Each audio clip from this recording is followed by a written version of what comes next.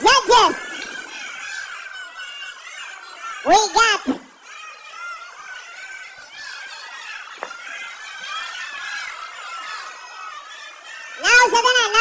now sa tanan, ha?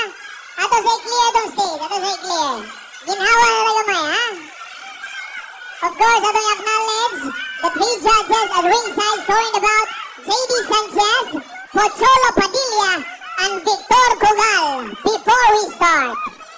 That's on your cue, bell referee, Fernando Ocon. On your cue, wearing white, on the ring. Seryoso na kasanan. Kinsa kaha ang mabunog.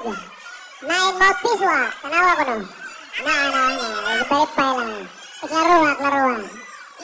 Wala rapat ang sponsor sa gantal. Right now, makita ninyo, nagkagulo na.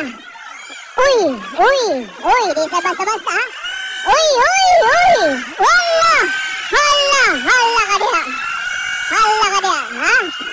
Uy, on top, si Ferdinand de la Merced, on the top, ha. Ni barog na yun si Ferdinand de la Merced. Si Bad Boy ng Cebu na wahi o pagbarog. Grabe yun eh. Endurance ba ni siya? O sa patakan na isa lawas? Ha? Uy. Ha? Uy, tama. O sa manumpag ha? Di ba basta-basta ha? Si Ferdinand de la Merced, the Philippine Looper, from Nueva Ecija, is wearing blue headgear. Hala, you're wrestling. Hala ka niya. Wrestling.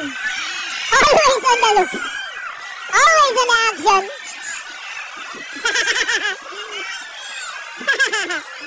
Oh my God. Ha? Ikaduha na down. Gikutasan na si Philippine Looper. Ferdinand de la Merced, gikutasan na.